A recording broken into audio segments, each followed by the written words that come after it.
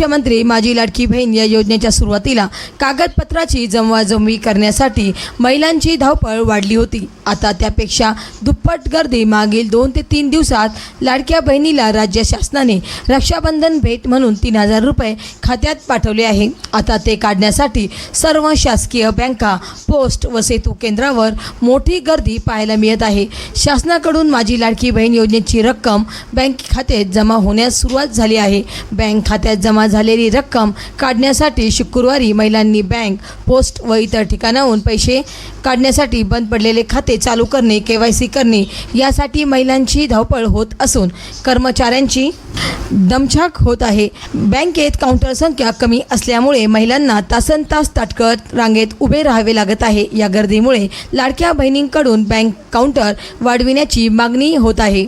Maharashtra vibe news प्रतिनिधी गजानन माळकर, मंठा, जिल्हा जालना।